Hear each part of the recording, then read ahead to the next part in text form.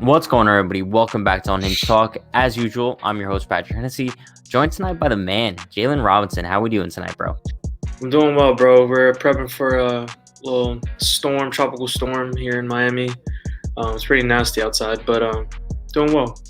Speaking of storms, I think that should just lead us directly into our topic of conversation today. That would be Francisco Lindor to the Bronx. We know if the Yankees acquired him, that would bring a storm to the middle infield on the Yankees. Personally, I don't know if it's a super realistic idea. I know that you're Lindor's biggest guy, biggest fan, I could say. What do you Yeah. think the odds are of him coming to the Bronx? I've kind of flip flopped on how likely it is to happen over the past, I want to say, like 2 years. But I think that right now, with how things are trending, I'd probably give it like maybe a 30 to 40% chance of happening. Um, Yeah, Originally, when they first announced that he was going to be traded, I was thinking no shot that the Yankees are going to get involved. They'll stick to their guns like they've been doing. They've shown that that's not the direction they want to go in. Very like anti what the Dodgers are doing. yeah, So I think the only way that it does happen right now is if things fall directly into their laps, kind of similar to how it did with Giancarlo Stanton, yeah. where it's kind of just like we'd be stupid to pass this up. But I don't know how likely that is to happen, especially with now the Mets getting an owner who's willing to throw money um, and win now. So we'll see what happens. Yeah, I mean, I was gonna say the same exact thing. The only way I could see the Yankees actually making a deal for Lindor is if it was a Stanton situation, and based Yeah. on Lindor's current contract, it's basically the opposite of the Stanton Hmm. situation because the dude is gonna be a free agent next season. It would require an extension rather than Stanton already having an extension. Yeah. I'm almost positive Lindor does not have a no trade clause, so he could basically be traded to any team. So it would take a lot of bad things to happen on the Indian side in order for Lindor to fall into the Yankees' lap. Um, Yeah, for sure. that kind of brings me into my next thing. I think the Yankees wouldn't really make this move. Two things. One, we know they love their prospects. Regardless of Hmm. how low their prospects have gotten on the prospect scale in the past few years, they still love them no matter what. And two, I think they still have faith in Gleyber Torres at shortstop. Regardless of how we feel about him and how iffy we are about his defense and don't think that he's a shortstop for the future, the Yankees clearly think, well, at least I think they think, that Gleyber Torres is still the shortstop of the future. So right now, when you look at the Yankees shortstop, I want to say it's going to be Gleyber Torres moving forward. Now, this might change next season if he has another poor defensive season and he doesn't hit his way out of that. But as of now, I think Gleyber Torres is their guy. Yeah, I unfortunately agree with you. I think that it sucks though because we're at a point now where yes, Gleyber Torres is young, and that's going to be their harping point until the guy's like 28. He's young. He's going to learn the position. That's all great. However, the rest of the team is not as young as Gleyber Torres. Judge is going to be on. I think he just turned 20. He turned 29 or 30. Yeah, He's going to be 30 probably this season. yeah. Stanton just turned 31. Garrett Cole's 30. Like we don't even know if Gary Sanchez is going to be on the team He's a anymore. lost But he's cause. Like, yeah. So my point is like this core, while they're not at the end of it yet, this is not like the end of their window yet, but it's getting there. Like they're not at a point where they were in 2017, where it's like we just called all these guys up. We still have them on their rookie contracts, and they're under control for another 4 or 5 years. yeah, They're getting to the point where some of these guys are not going to be here anymore because they're going to have to pay. They're going to have to pick who they want to pay. I think they're yeah, going to pay Aaron Judge eventually. I'm sure Gary Sanchez will be gone. I said that even when he was performing well. I think they have a lot more depth in the catcher position in their minor league system than they do pretty much anywhere else, honestly. I guess you could say pitching, they have a little bit of depth, but they have guys behind Gary Sanchez that are ready to take over when his contract is up or even this year. So I just feel like you can't sit here and say this is good enough when it yeah, comes to a guy like Glaber at shortstop when you know he's performed at second base pretty well. It would help take a little pressure off him on the defensive side so he can focus more on the offensive side, which is where we really need him. And then you bring in a guy, even if it's not Lindor, you want to make sure that your defense at the premier positions is always top notch. And we have not really had top notch defense at those positions in a while. And like I love Didi, and he made some spectacular plays, like the ending of those London games where he made those crazy double plays and Yeah. some other plays over the years. But overall, he wasn't a star Yeah. in the No. field. So I just wish that they would focus on improving the defense at shortstop, the way that we did at third base with Gio Urshela, and we see how much that pays off. Yeah. And I don't see any way better to do that than getting potentially the best fielding shortstop in baseball, who also comes as an amazing bat and a franchise player. Yeah. I mean, I agree. 1000%. My thing is that I feel like every offseason, well, like, going back to what you said about the Yankees young core that's quickly aging at that. I'm tired of Yeah, people saying, "Oh, they're still young, they still got time." They've had what, 4 straight postseasons already, and they haven't made it to the World Series. So at some point, yeah, you got to switch things up a little bit. That brings me to this point. I feel like every offseason, we go in with this plan of we need that one more piece, that one last piece. After 2017, we got Stanton. We thought he was the final piece of this team. After 2018, who do we get? No one. After 2019, well, 2018 we got DJ, so that counts as something. yeah. But I But mean, we after, didn't think that that was like our guy, yeah, but it definitely yeah, ended up being that for sure. yeah. After 2019, we got Cole. And now in 2020, I look at two guys who can possibly be that final piece, finally. And that would be one of either Lindor or Bauer. Obviously, Mhm. I don't think the Yankees are going to go after either one, but hypothetically, let's say they do go after Francisco Lindor. What do you think the package would be for him? I think if the Indians were smart and they traded him when he had a lot more value, whether that was last offseason or even this trade deadline, like I just don't understand how they knew that they were not going to pay him, and just they're going Yeah, to get so much of a less of a package than they would have gotten a year ago, and I think now it's a lot about unloading that money. So I think they're going to want to get some guys back that are major league ready. Everyone knows that they need outfield help, and they like acquiring starting pitchers who are close to being ready so that they can kind of polish them off. Pause. But they can they can okay. just make sure that they're a finished product in however they want it. Matt Blake's not there anymore, so it's a little different.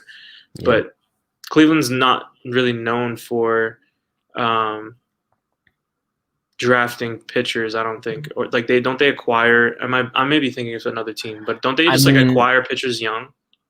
yeah, I don't know what they did with Kluber. They might have acquired him young, but I I know know like Bauer Trevor they Bauer traded for for. sure. Maybe Clevenger they drafted, but I just know that Yeah, they just do things really different. They like getting talent when they're in their young stages and then developing them yeah, when they're close to major league ready. So I think you could see a package where we're sending a guy like Clint Frazier as like the headliner, and then you yeah, have kind of guys surrounding him like Mike Talkman or Michael King, Albert Abreu, and like maybe a bench piece like Tyro Estrada. They love guys like that. Um, Cleveland's bench is like one of their pride. Like that's what they pride themselves on. yeah, Gio Urshela was a part of that when he was in Cleveland, and so I think now they're guys like Eric Gonzalez, but Tyro Estrada fits that prototype of like versatile. He can play all around the infield. He's just a plug and play guy. So I think a package like that, it's very underwhelming if I'm an Indians fan. But at this rate, you got to take what you can get because if you don't get anything, he's going to walk.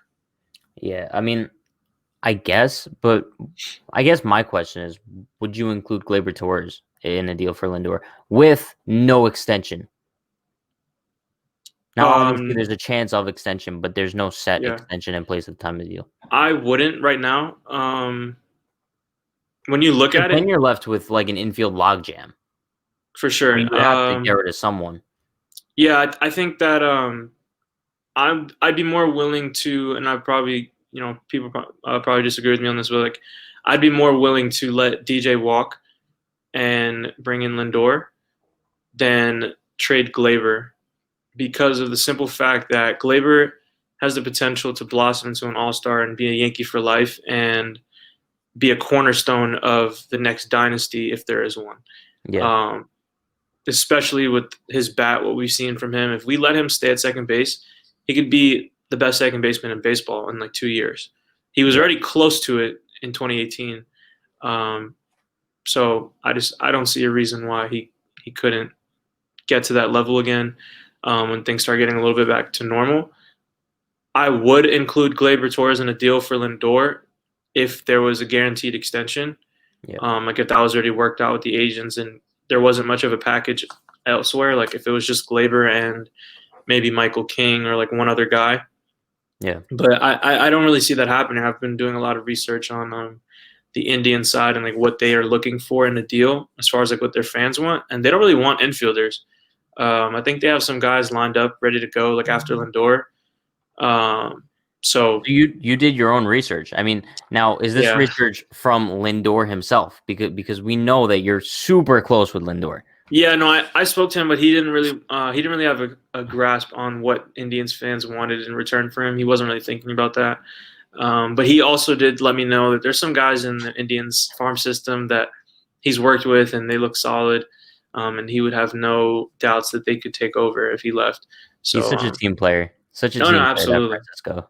nothing Um, but good things to say about him. so going back to the Yankees infield logjam, that would be if they acquired Lindor.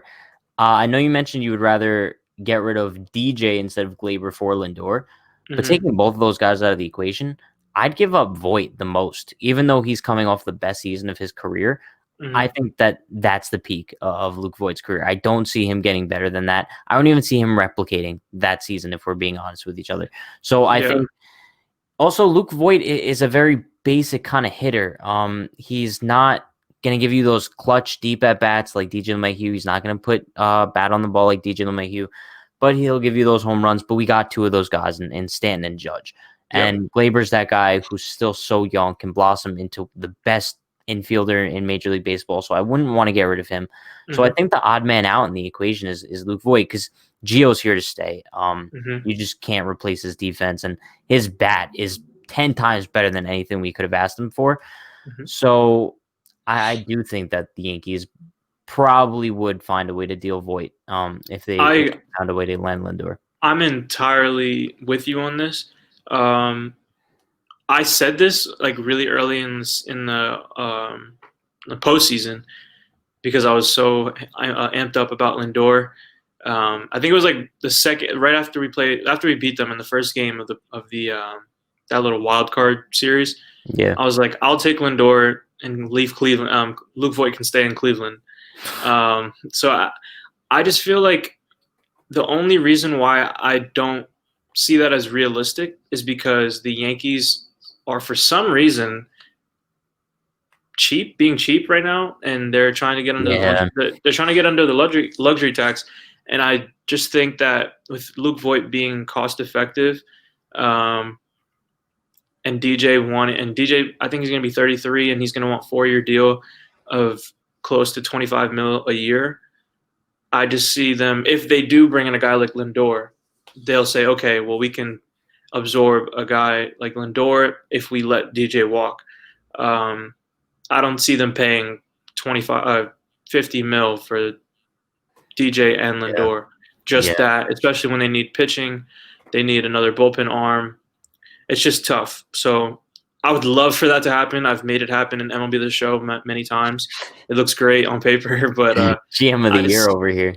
oh yeah, for sure. I just don't know if that's something that they'd be willing to do. Now, I've also heard that it's complete bullshit to me. I don't think that it's gonna happen or would happen. But people are saying that the Yankees are trying to unload Stan's contract so that they could Yeah. bring in a big time, free agent acquisition and Lindor. That's not gonna happen. No one's gonna take Stanton's contract. Yeah. And honestly, don't really want them to. I kind of like how Stanton finished off the year. He had an amazing postseason. I think he's primed for a big year. I think he's finally going to have that year that we've wanted him to have of like 40 plus home runs, 110 RBIs, and like a 270 to 280 batting average, OPS in the 900s. Like I think we're going to see that from Stanton Yeah. this year. And I'm going to enjoy it, and it's going to help out the rest of the team. So they're not going to move Yeah. Stanton. Yeah. I guess the last part of a potential Lindor deal that I would want to touch on today is what an extension for him would look like. Because do you know how old he is?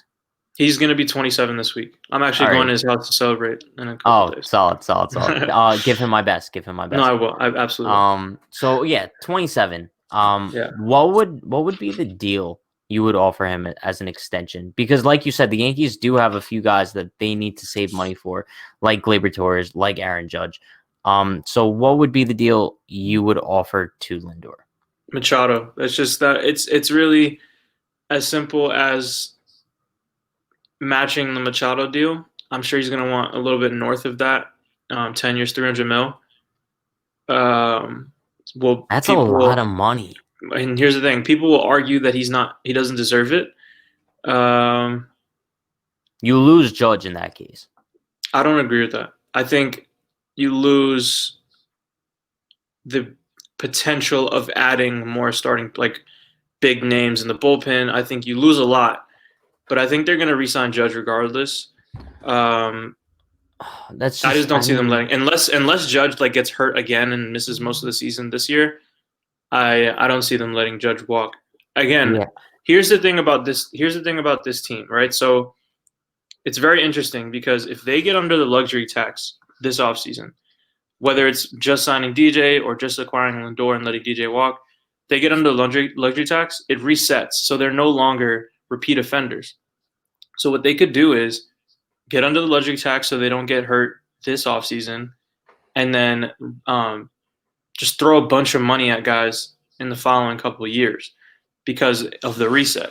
So that's why I think people are saying it's a lot more likely that a deal for Lindor and quick extension can happen now because that extension wouldn't set in until next offseason.